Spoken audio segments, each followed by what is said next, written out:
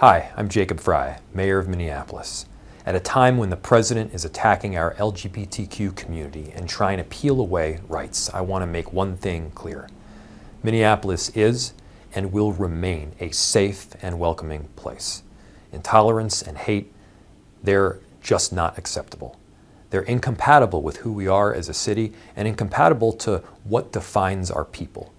Everyone deserves safety, support, and celebration, no matter how they identify or who they love. That's why in 2022, I issued an executive order declaring Minneapolis a safe haven for trans people.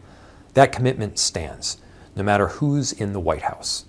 I know these times are challenging, but I promise you, in Minneapolis, our dedication to the safety of our LGBTQ community is stronger than ever. We will continue to work alongside local organizations, advocates, and neighbors to ensure Minneapolis is a place where everyone is proud to call home. And to our LGBTQ community, we love you. And Minneapolis stands with you today, tomorrow, and always.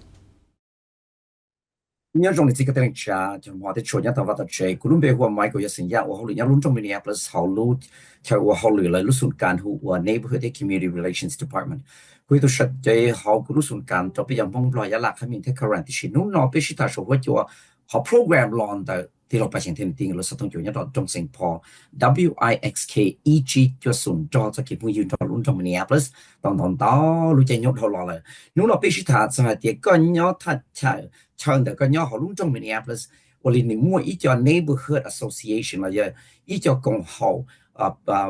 共好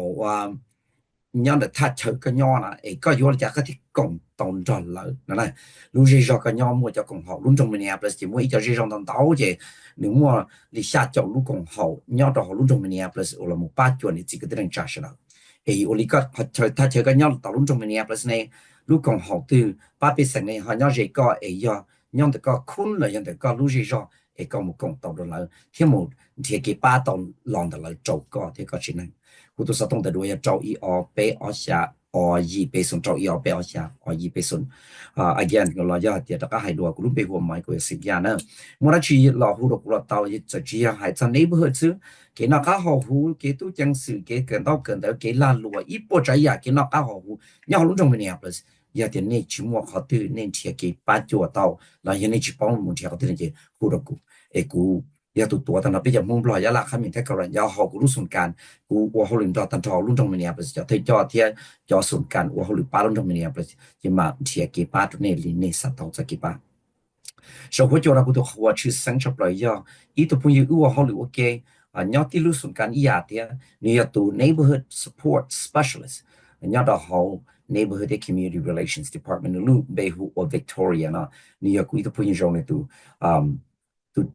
我考虑我给然后第六 office 我给第六空间我给第六 department 我给一定莫落了去了那弄知道呢大家的考试谈了也得那弄知道呢你还够蛮天呢做那了到也得引起嘛我你都是动作那好的到着那了到底是你这个的那啥你都弄变到路线用到了就我找了我要点那有活多少了他说那就主张了少mua có khó để cho làm ba thế là cho biết thả ra thì nhau luôn trong Minneapolis có sao tôi kể ba đồng thời có chính năng thì có lúc của thì có kỹ năng hảo hữu lòng the lu neighborhood association là lu cộng hậu gì cho này có yêu lịch thì lịch cộng tế ba đồng là họ program WIXK chỉ cho số của luôn trong Minneapolis là giờ họ program làm một số quá cho ý luôn lì từ giờ nu Thursday thì ý thì nu Thursday thì bé của tôi là số quá cho thọ tăng sẽ bé tăng shit thả cho我后来要弄中 Minneapolis 都贴着给把叫你几个的那天，我都查到的那时候，第一是做人做度。Welcome to the show, Victoria. How are you doing? Please help us understand a little bit about you and how you start working with the Minneapolis neighborhood. Victoria 在到嗰度做嗰種到 WXK， 貼住到你那貼嗰度傾住貼，係啲個做好嚟呢，比我要好 neighborhood 嚟要啲好，弄中 Minneapolis 嘅 neighborhood 呢容易啲。Hi, thank you so much for having me. Hello, everybody. My name is Victoria Balko. I am how I come working with the next city. Is that the question? I started working with the city because I come from neighborhoods. I've spent my whole life really committed to working with residents, communities, in various different avenues. And that's my specialty and what I like to advocate for folks and work with people is my thing. And then I started moving into a neighborhood and I had a kid and I started kind of being part of our community, enjoying different activities and that kind of stuff. And then I found out we have a neighborhood association, and I got involved with programs through there, became the executive director, which then led me to the city of Minneapolis now. Ai nhớ rồi, tụi nó bé của Victoria nó sau đó sẽ đi qua thế này họ lần thọ, họ lần đó họ mình nhập với nó bị họ, cụ bị là họ nói cụ nhá, ở chỗ đó này cho cụ tôi nè, để cụ họ lần nói để cụ nhiều họ lần cho con dễ cho thành nhớ rồi dễ cho là ba hoặc là một số là ba tháng là cụ chỉ cụ họ chỉ là mình nhớ cho họ ít họ dễ cho nhớ cho họ nói thế thì cụ họ mới thôi mình nhiều rồi dù cụ họ là một ba cho nên nhớ cho họ thế rồi thì cụ nó thì nó mua cho cái ba sớ mới chỉ cho cụ họ là một ba sớ thì cụ chỉ tụi mình nhiều là một mới nên là một cụ đấy còn được thế. Victoria, can you help us understand what do you do now at the city of Minneapolis? Các bác kia bây giờ nhớ họ luôn trong Minneapolis này,但是那个走路好离个我来去 Victoria. Yes, I'm a neighborhood support specialist. So what we do is that there are 67 now recognized neighborhood organizations across the city of Minneapolis, and there's 83 neighborhoods. And those organizations we support through our work. So we help them be successful with programming, provide services to the residents of the city of Minneapolis, and we support their work through contracts, funding, consulting on the work. And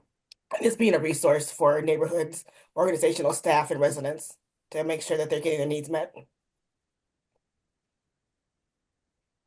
Tao cái cú giờ ít tu neighborhood support specialist cú họ lời nhất cho họ lúc department ra cho họ neighborhood community relations là một bát thơ bé là sẽ bé mà trâu xa luôn à còn họ nhất cho cho riêng cho nó để cú là một bát thơ là bé là một bát họ lời còn tên cho là một trên trên khán là một thiên nhiên là một bát trâu lúa giò kia mua gì cho bé con riêng cho nó nhất cho họ bé lúa giò đó vậy mua bé mua trâu chỗ xa luôn còn họ sợ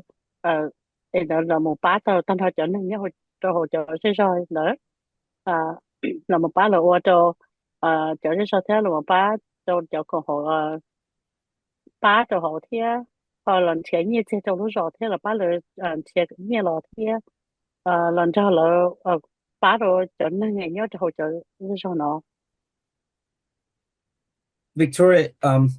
what are neighborhood associations? You mentioned that there are 83 neighborhoods and there are 67 neighborhood associations. Help our listener understand what are the neighborhood association. Victoria, khi đó biết cho neighborhood association là do đó chỉ cho lý có hai mình bên mua gì cho lưu gì rồi nhớ họ luôn trong Minneapolis một trong chỗ xa lưu cùng hậu là một ba cho gì rồi nó do đó chỉ. Yes, so a neighborhood association or organization, some are organizations, some are associations. They are a neighborhood 501(c) nonprofit organization that serves the particular neighborhood geographic area. And so they serve the residents who live there, the renters or homeowners. They also serve the businesses who are also in that community, and each neighborhood is unique. So those organizations are also unique, and they provide services and programming led by the community members in that neighborhood to be able to provide the services that are appropriate, programming, events, activities that are appropriate for that particular neighborhood. Giờ cái cho cầu họ nói với cho cầu họ ấy là hoa non-profit nó này cho chỉ số ý xì tế nè cho cầu họ nó là một ba cho tín hệ nhớ cho họ cho regional này cho khuyến regional nhớ cho họ lúa rõ nó là một ba đồ cho nên sáu chỉ lò cho nên yêu chỉ nhớ cho họ lò là cho nên họ là lúa cho họ lò tế nó là ba cho là mình tiền như thế cho là ba đồ là cái là mua thế qua tàu thế dạ khổng là một bát sới rồi như bát cho tín hành đạo. Victoria, the kind of work and the kind of things that neighborhood organizations do, can you help us understand what kind of things they do to support the residents in the neighborhood? Victoria, Peter Patient, neighborhood association Yeah, so what neighborhood organizations they do. So like some of the services they have is that they're neighborhoods where their homeowners are there and they need like older homes or residents who are lower income and have challenges needing to fix up their homes. Some of the neighborhood organizations then provide a programming like a home improvement loan and they assist neighborhood residents with able to doing home improvements. Same thing happens with like potentially safety and security that if neighborhood residents are saying that they need more safety within the neighborhood, so do events to where they get to know your neighbor events, which helps makes things more safety wise. They might do security rebates if you get like security cameras or other things to help upgrade your security. They may do some kind of getting together, doing a group of folks who do a walking patrol in the neighborhood. So you are able to kind of patrol your own neighborhood and know who's there. Those are some of the services and programs that neighborhoods can do, as well as events to bring folks together. Um, Other services could be they may do like immunization clinics or different health related clinics. Just everyone is just different because each neighborhood's needs are different. Cho con hồ nói vậy là mua cho con là ua do xử lý nó do mua cho nó hay vừa vai vừa chế tổng cái nhà là một bát kho cho chế nữa nên giờ là mua bán thì cho mua cho program là một bát cho nên đỡ họ là cho vai cho chế thế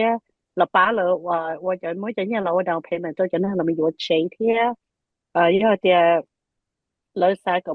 mỗi kho là một hai sao cái nhá sáng là do我个只什么检查了个么给做可能就好就对那样就好，好像上了就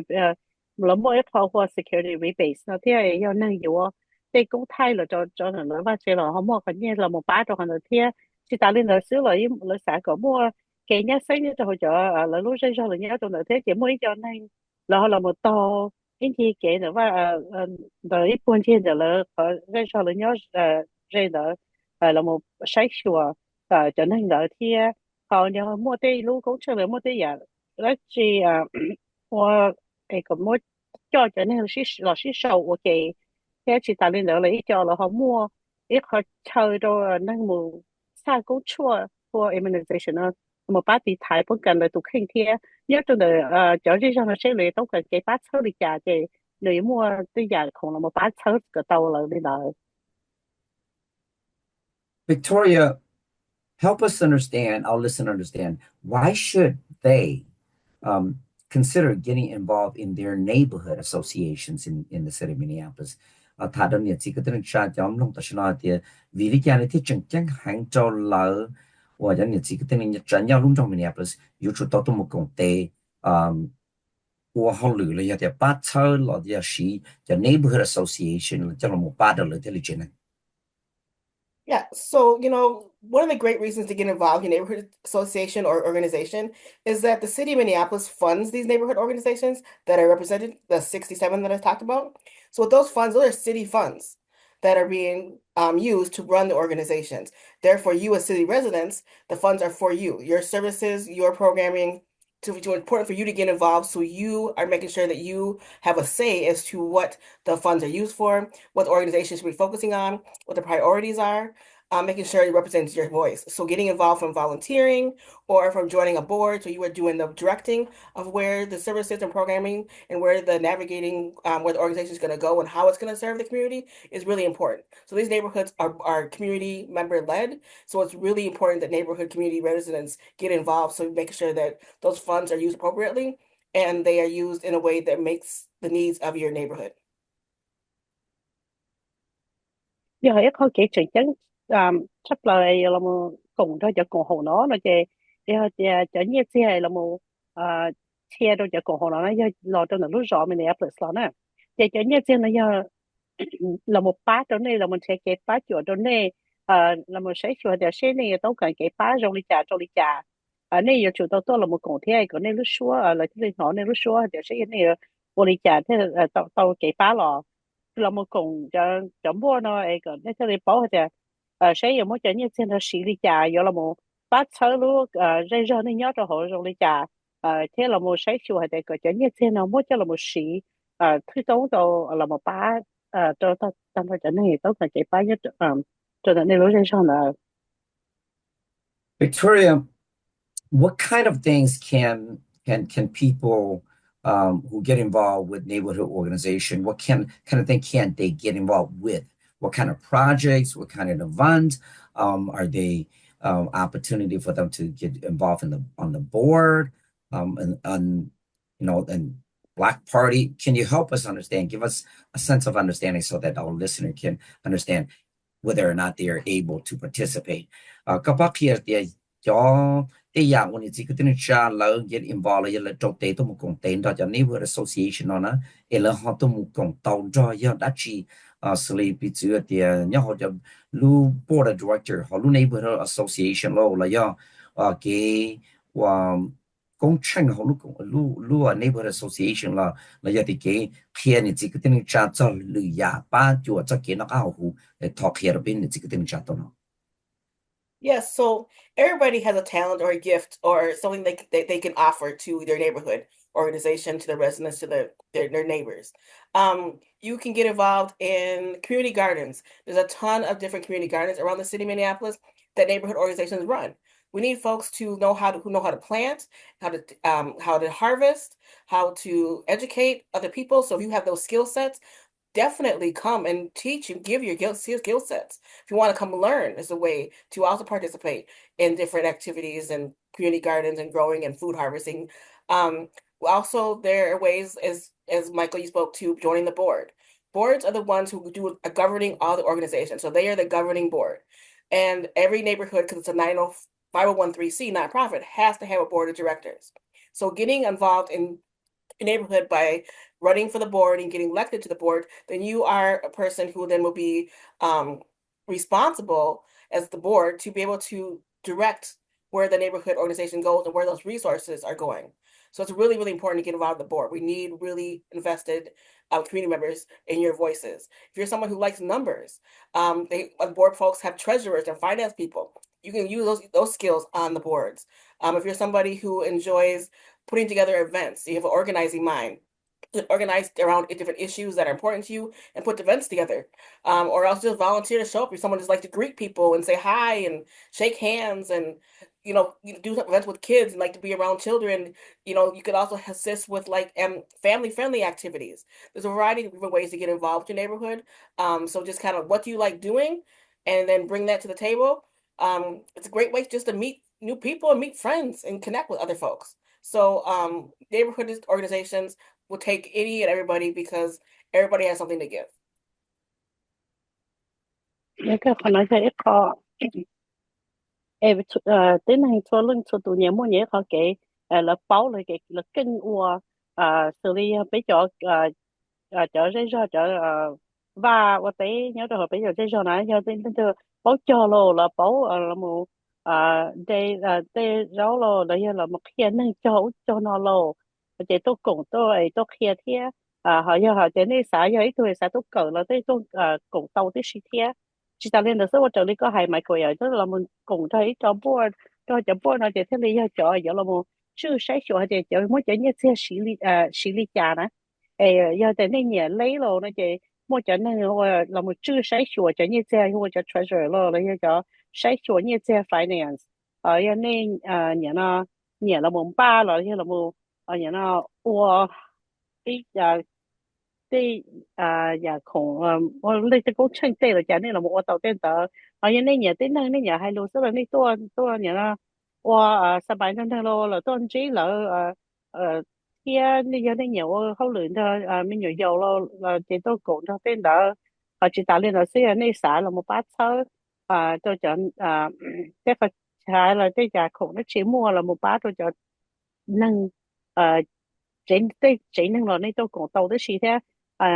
nhớ được có nhiều đó chi số theo có nhiều đó chi là tôi cũng ở phần đời tôi 18 16 可能也会抽 ít họ kể rồi nàyอยู่ตัวsinh viên thôi là cho tiếng này. Victoria, how can people get on the board, and what does a board member do in a neighborhood association? Do thì cho kế và do thì từ từ nhẹ sa là một rau và ít board member đó lấy vô lý giải là thiết là một nhỏ tàu và ít board member đó cho lúc còn hậu thiết cho hậu lượng từ board member này nếu do họ dùng lý giải. Yeah. So each neighborhood holds board elections annually. So to get on the board, you need to run for a board seat. If each neighborhood has a various number of seats, some are very large boards of 15 members or above, and some are 5 to 7 board members. It all depends on the neighborhood organization and size, and everything's unique to that 5013C. But there's annual elections. So joining the board by running for elections,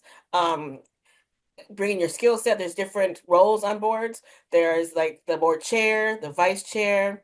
Those are the heads of the boards. There's the treasurer who works the finances, the secretary who does a lot of the administrative type pieces, and then there's open seats that are other board seats that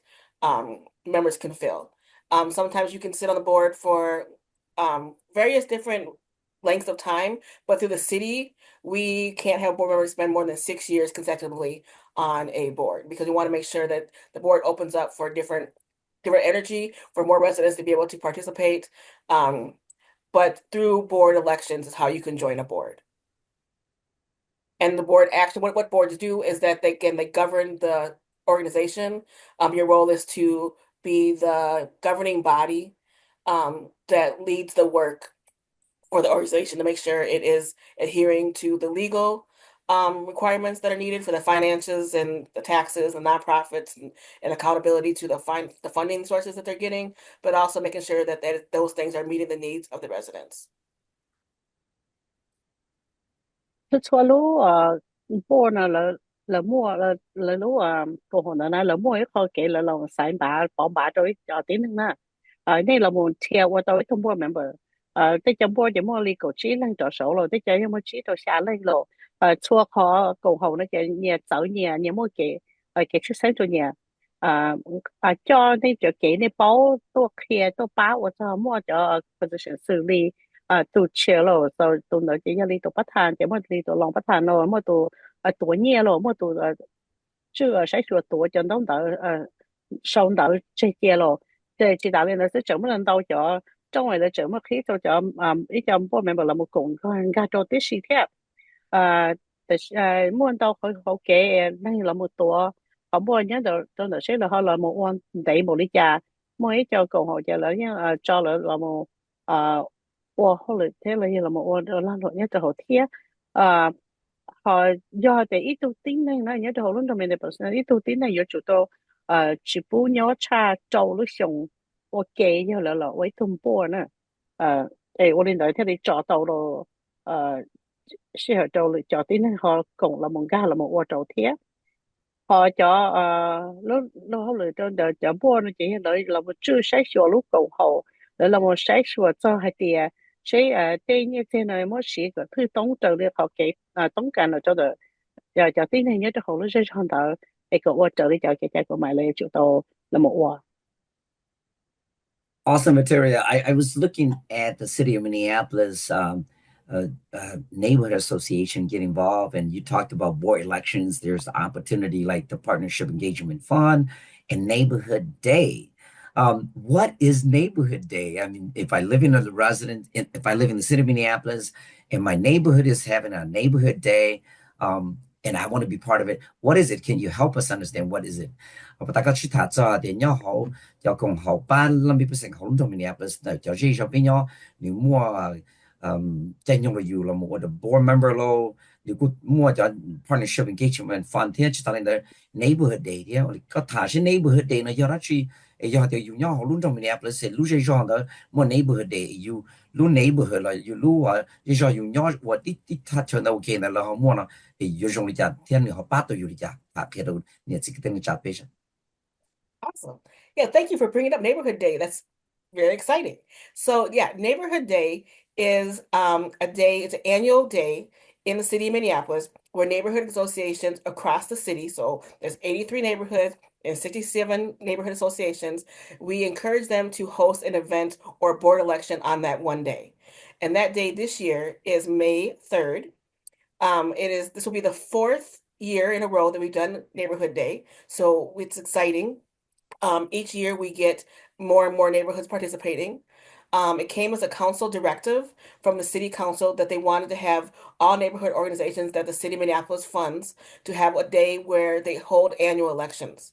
And so that's what Neighborhood Day is. It's a day to hold your board elections. And if you don't hold a board elections, that's okay. We also encourage neighborhoods to have a day event that encourages residents to participate, get involved in the neighborhood organization. 1%, like 3% of residents are actually involved in civic engagement through the city of Minneapolis. So getting involved in your neighborhood organization, that is the ground level way of getting involved in civic engagement and be able to be the leaders of where those city dollars are going for your neighborhood organization. But some events that happen on Neighborhood Day are people do community cleanups. Some folks do a youth summit. We have folks doing music in the park. We have folks who, again, board elections. We have folks doing duck races. Um,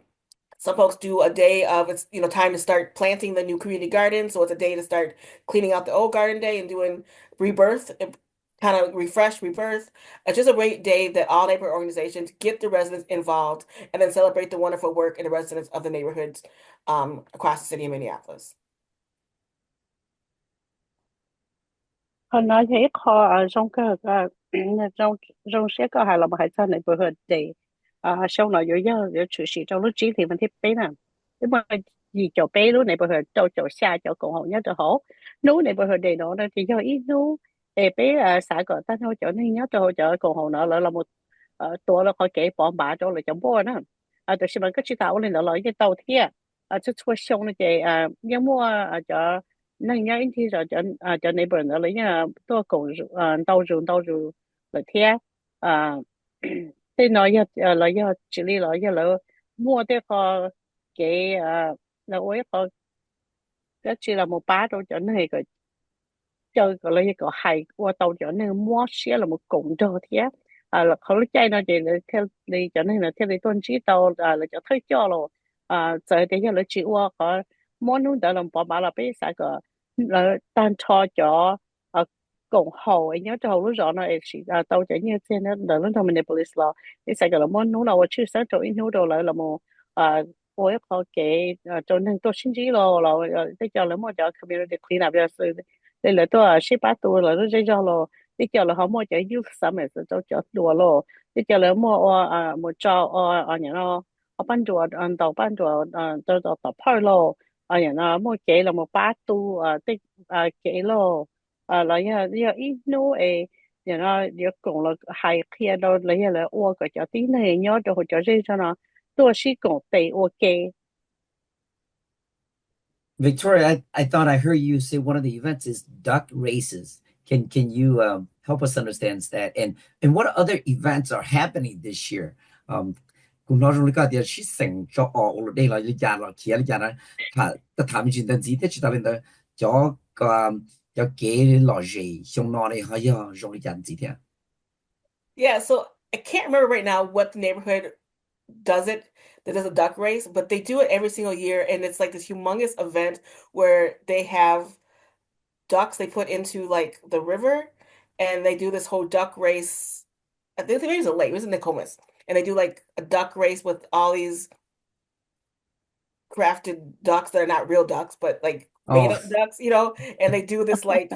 fun engagement race type thing, but it gets the whole neighborhood and community out to do an activity. It's kind of an annual fun thing that they do. Yeah. I was thinking about the duck swimming the other all over, yeah, all but that was not like an actual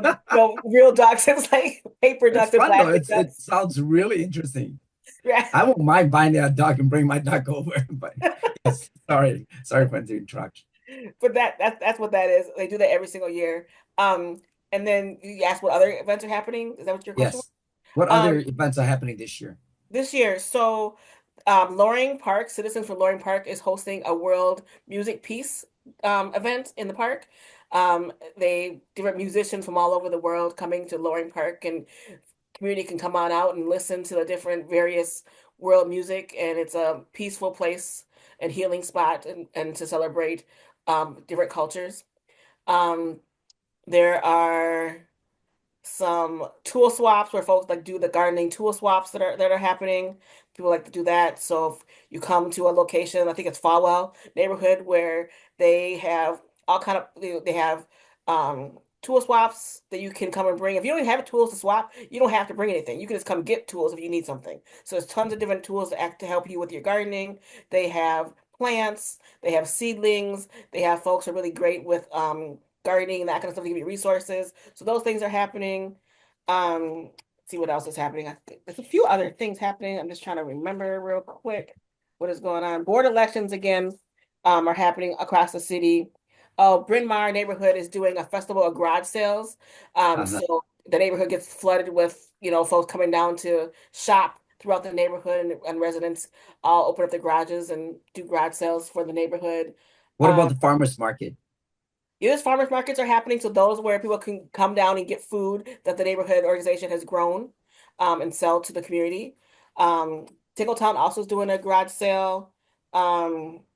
Let's see. Oh, Lyndhurst is doing coffee and donuts. So it's a way of come on over and get to know your residents, get to know your neighbors. If you don't know who your neighbors are, come on out and have some coffee, some donuts, get to know each other. And that's how you build communities, by knowing who each other is, and then, becoming, friendly with each other, supporting each other. So various different events are happening across the city that engage folks. Youth summits are happening. So from youth to seniors to our elders, down to kids, families, just variety of different events to come on out, to get involved and celebrate the neighborhoods, what they're doing, and to get more folks involved and to join. It'd be great. Come on out.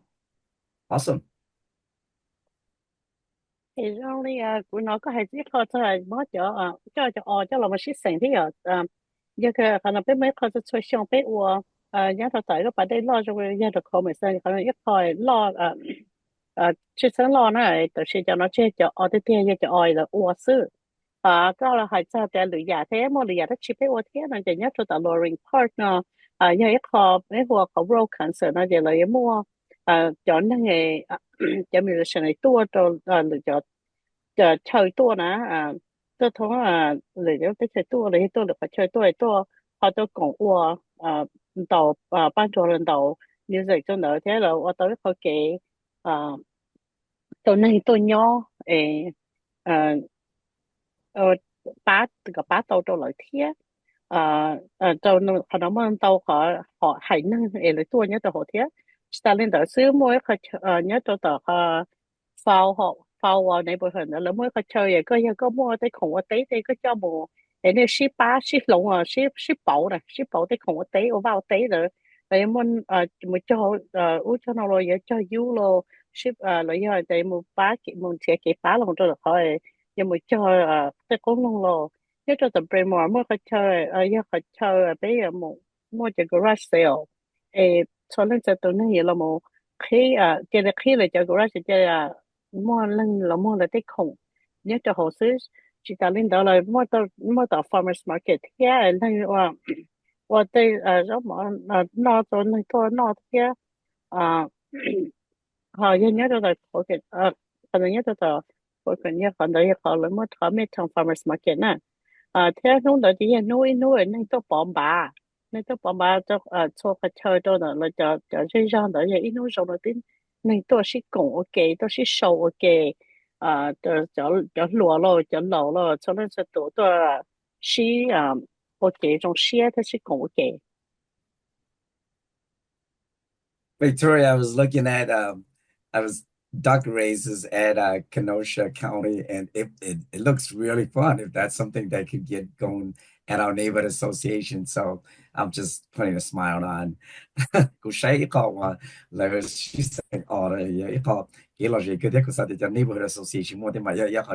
Victoria, how can people connect with their neighborhood association or participate in the neighborhood day? Can they just walk in? Can they just participate? If they see it outside the window that their neighborhood is having a neighborhood day, can they just come out? How can people connect? and connect with you as well as our neighborhood association. Can you help us understand? Cho nên chỉ cái tên trai giờ là xã và tí to là sao mình chỉ là lúc còn hậu nhân đại lớn và lúc giờ thì chỉ là lúc một công tế đó lúc nu neighborhood day này giờ lấy chỉ là tạo van tự chế một công sự bắt đầu là giờ lấy chủ tạo trang bị là giờ lấy trong cái họ có thể thiết phải không? Yeah, so Neighborhood Day is for all residents. So yes, you can join in any neighborhood organization that is doing something. So it's free, it's open to the public. So you can join up, show up, great. We actually at the city NCR department, we put together a virtual map for folks to be able to click on to our neighborhood page. So you go to the NCR department neighborhood/neighborhood day, and that website will pop up. And then we are putting in the different activities that the residents are saying they're doing. It's not up and running yet. So if you look at it right now, but it's getting ready to be populated. And that shows you what's happening in your neighborhood. You can click on it, you can see pictures, you can see the event, you can see the time of the event, location of the event. It's really cool visual mapping of seeing what different activities are across the city. So that's a way for you to be able to find your neighborhood and see what they're doing, and then see what time it's happening and location, and go there and participate in the way that it works for you. Way to, again, our city website is it is go to the city of Minneapolis and is put in Neighborhood Day, and it will pop up our website talking about Neighborhood Day and find your website, find your neighborhood on those events. You also can reach out to me directly through my email at victoria.balko@minneapolismn.gov, and I can share with you about Neighborhood Day or what's happening in your neighborhood, help you walk you through how to find your neighborhood organization and how to contact them directly. But also, if you know your neighborhood that you live in, you can contact that neighborhood organization directly and ask them, hey, what are you doing for Neighborhood Day and how can I get involved? And that's actually a really great way for you to do so, because if they get more and more folks asking what they're doing, that will prompt that neighborhood organization as to, you know what, if we're not doing something, we need to do something because our residents are asking for us to do something. So yeah, directly reach out through websites, phone numbers. Like I said, our visual page will show you, but you also can contact your neighborhood directly and ask them what they're doing as a way to get involved. But it's free, open to the public, and you should get involved. Go see what's happening out here. Giờ cái neighborhood day nó mà nếu tôi ta thấy đến thế này nhớ cho họ nè, em nếu tới xứ này khi tôi ta thấy cho làm mấy cái sản luôn, NCR nó giờ bây giờ mua cái này map, bây giờ mua cho họ số họ cho nó phải họ website, nhớ cho nó cho nên cái một cho bé họ Minneapolis, city of Minneapolis website đó cho nên tàu neighborhood day nó cho sự cho nên như lọ lại thế, nếu như khi đó này hay thì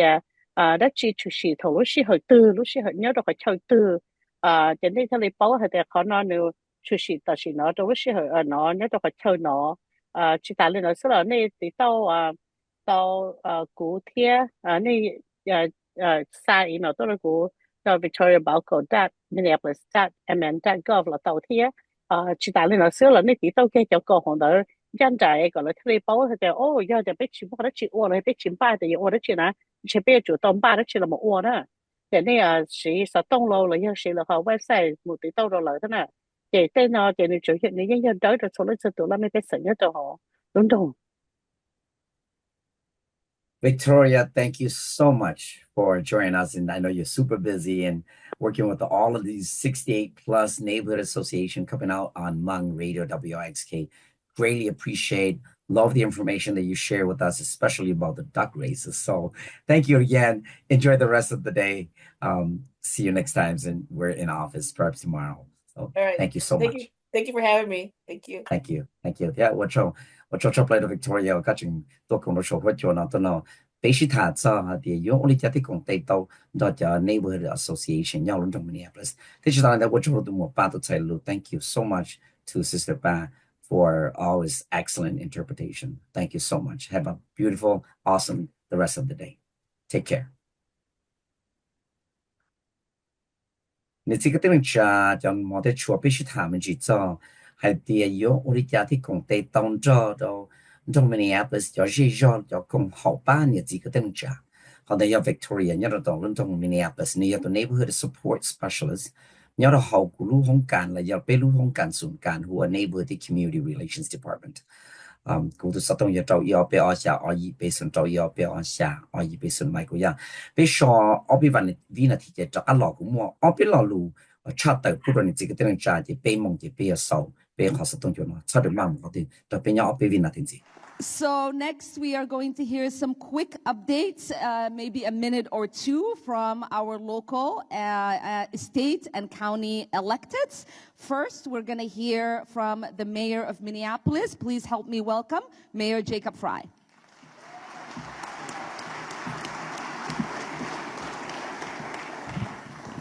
Can we start by giving a round of applause to Congresswoman Omar because she has had the courage to have this kind of town hall.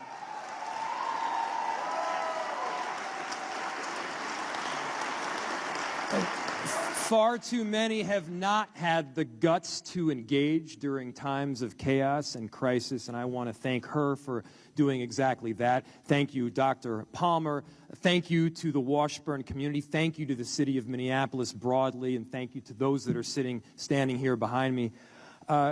Everyone in this room knows that we are in unprecedented times, and everyone knows that what this administration is doing is both deplorable and inhumane. And at the same time, we here in the city of Minneapolis need to stay a place where our values are met. We need to be a place of compassion, of integrity, and justice. And I got a letter just a few weeks ago that was on my desk, and it said that all federal funding would cease from the federal government. That's about $70 million that goes to things like emergency management, to our bomb squad, to shelters and affordable housing. It's work that we need to do, core functions of a city government. And I want all of you just to know exactly where we are as far as our neighbors go. Minneapolis will continue to be a safe haven for undocumented immigrants, for our trans community. Regardless of who you are or where you come from, Minneapolis is a place where you should be proud to call home. And notwithstanding a whole lot of chaos that's happening right now at the federal level, I want you all to know that we're going to stand by our values. Minneapolis is producing 8.5 times more deeply affordable housing than we ever have before. We're providing the kind of comprehensive safety that people have asked for, and just so everybody hears it directly from me, crime is dramatically down right now. And so you don't need to listen to the talking heads. You can look at the statistics, and in this city, by the way, facts matter. We listen to experts, we trust the data, and we love our city more than our ideology. And because we're so committed to this city, we're going to be standing with all of you every single step of the way. And so in conclusion, I know that there's a lot of chaos that's happening right now in our city, but what gives me a whole lot of hope right now in this room is that you all are strong. We are strong. We're going to stand up against these injustices that we're presently seeing, and thankfully, we're going to stand together. Thank you so much.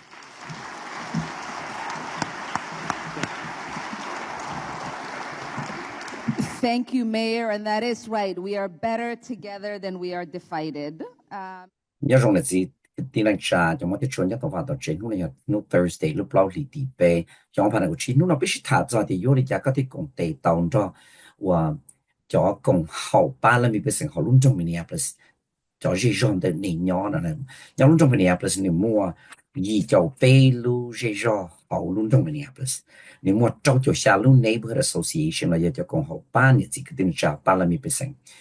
Tapi si tanda Victoria, nyaro ta lunjong Minneapolis Neighborhood Support Specialist, nyaro NCR la Neighborhood Community Relations Department. Cái chat ở nút nọ đó nè, chỉ có tên trả sẽ là do ở họ chỉ chân chân và do share đó nè là do thế đó nè, thì nhau lunjong Minneapolis, lu Trans Equity Summit, do nhau đó nút Monday, lu gì li ti cầu y, nhau đó lu McNamara Alumni Center, nè là thật gì nè, nhau họตอนรุ่นtrong Minneapolis นะชิดาลินดาวกี่ชาติเพียรเดีย giờ có nhớ đó lúc trong Minneapolis có xã rầu và ít tu boards member là giờ ít tu nhớ ít tu board member nhớ rồi cho boards thì cho commission vậy có giờ chủ apply trong đông tới vấn đề lúc bê lì tì bê châu ý nè lúc bê lì tì bê châu ý này chỉ có một đầu city Minneapolis giờ thì có chơi she computer cho show city of Minneapolis boards and commission là chỉ nên tạo hay giờ thì chỉ có chỉ bao she computer là chỉ có hồ sơ thông tin của là tàu của mặt kia có khi mà ba có apply cho lại tàu đi dạng cầu đi kia có thì nhau họ tư giống mà apply lý giải có họ sát tàu đến tới apply nó đi vô lý giải vô một số hội cho này apply lý trong giải nó nè cái cụ thể sát thông đến đuôi trâu y ở bên ở xa ở y bên xuân trâu y ở bên ở xa ở y bên xuân chỉ ta lần đó khi đóเนี่ย几个等人查的那时候的鸟笼中 Minneapolis who was the severe weather awareness week 那你老你 tornado drill 你要看的头对么或做其中做大做都其中那这个有到屋里家鸟笼中 Minneapolis 也鸟到好路 April 了也路老里地高呢也你要一路 week 来下弄的要一路 week 比问题高你有么叫 siren 了，要叫我去把东找从不路中面呢，不是贴到是那个的，也得觉得就路了呢，你有屋里家贴那个是的包诶，是的天把的呢，可能 all drills 呢，嘛你要那么八个有包的，路是个拿叫觉得就路诶，叫技能装的路中了，个有die台个库呢，个有巴里家，那可能要。khi đó nè chỉ có tiếng trả sẽ đợi do đồng Hennepin County thì thiên lử họ tàu của Hennepin County và luôn trong Minneapolis nhớ đâu Hennepin County thì khi lên trong này cho nhiều gì này do biết con đi họ luôn trong Minneapolis lu vẫn thi cầu lu bao lì là do lu tì cầu lu bao lì nó thầu ít thành bao nhiêu chi phí một số đó trâu thành bao nhiêu chi phí chỉ nếu mà ở kho drill là do ở kho kia cái sự ba nữa thì cho sirens là do thì cho và把刀抓拉到谁的，你这个等于占要隆重体力保障。去到领导贴着你这个等于占呢，的像我旁那个区呢，都叫มือง要隆重 Minneapolis 呢，了也都 mayor 要隆重 Minneapolis 呢，你叫给我你要把了么找那边被省科技考路，往中 Minneapolis 叫好骗的，你莫的，二边也是正经xử理 community safety 贴 police reform。cái cái sự chỉ thì nó anh nhớ dùng chỉ cho mua lấy mua chun mua tiền mua phò thì cho tên mình cho làm việc bên phò xí đồ này chỉ có tên trả thì cái là một chỉ có tu chân sự cho cái ô lưu nhau trong Minneapolis họ thì all your affordable housing theo homelessness cái là một tí thái thì ba chùa cái sự mua vật chất nhỏ thì có cho nên của chỉ mua vật chất nhỏ này cái ba chùa này nhỏ họ từ theo là một ba rồi economic inclusion 贴 recovery 了要的给拉落给那好个是的么好那么18个是你拖打这给把贴叫我哈你写着这给去那去好我拉落呢也有理解了贴里把的阿姆落到了把到了的给拉落个贴到弄得好其他领导要 climate actions 了要的个叫或者被鸟呢弄我把鸟弄成被鸟不是咁样湖贴火贴còn rong cho lại bị sinh cho cái và ba choอยู่ยังไง的到天有话有谁天有路谁绕天对相对东西的要 OK 知道天考个那要懂 good governance 呢可能 good governance 呢还点个给叫我找个谁说了没被生要一考rong一考ba到了没被生ที่一考搞rong的呢这个等着ก็要还能对了ก็莫说但是ที่ชิตาลินได้ก็เก๋จะจีเชียละมูว่าป้าจัวเก๋ป้าตัวเลยไปสิ่งนอนี่ต่อลองแต่ชัวน้องเต้าเราไปสิ่งที่เก๋นอจูใช้ชัวก็ยอดที่เดียนะจะจะนอยอตัวเจ้าเมืองเลยยอตัวเมย์ยอรุ่นตรงมินนิอาโพลิสเมย์เจคอบฟรายนี่รู้หอบเพียตัวชงอ้อพาหนึ่งกูชีนอเขียนแต่ตอนนี้จะวันนี้我คือที่สิ่งนี้ตัวว่าตัวเจ好รุ่นตรงมินนิอาโพลิสนู่นเราไปชิตาตัวจะเก๋ป้าจัวที่จะ neighborhood association 了要给有共到叫共好日常要弄中 Minneapolis 还叫中了叫你这个等站要弄中 Minneapolis 叫路差到那了要摸差到找叫你这个等站要好弄中 Minneapolis 对绕的叫路过用时天八到叫要到山道弄中 Minneapolis 了还要用就是还叫中 chỉ là một hai cho tiếc thì tôi chỉ nhận chỉ cái tên trả nhà luôn trong Minneapolis. Ít thôi cái sự kiện chỉ nó cái nhà trong cái và tận inu là inu một chỗ inu trong câu ra ni sao một chỗ trong ít thôi cái sự kiện chỉ nó cái nhà trong sinh chỉ đồ lưu niệm lưu trong nhà trong sau đó chỗ WXK chỉ cho送古龙中只叫送古龙中 Minneapolis 個 program 要出錯nu Thursday ที่的路里ที่ Thursday ที่เป็น的路里要的时候就那套二等的数才被定的数要的 WIXK 叫送ที่เราไปช่องที่นี่定嘅路實通叫要龍中成ផងจะ叫好龍中 Minneapolis 個 program หัว古龍中 Minneapolis 古龍被หัวไม่個要成日實通要做要被而下而已被送做要被而下而已被送莫路那去努咯จะกินแล้วข้าวหูลุงจงเป็นเนี่ยเปสชาวสิได้หูสัตว์ตัวกูป้าจะชิดเต่าที่กูชิดป้องกันเลยกูสุนทรีละกูมาเชียกับเต่าพอกี่ป้าจ่อแล้วมันก็ที่ก็เช่นไอ้ท่านี้ฉลาดชิกินแล้วข้าเนี่ยจงเป็นสิ่งที่ต้องจ่าชินชีโร่ลืมเนี่ยเลย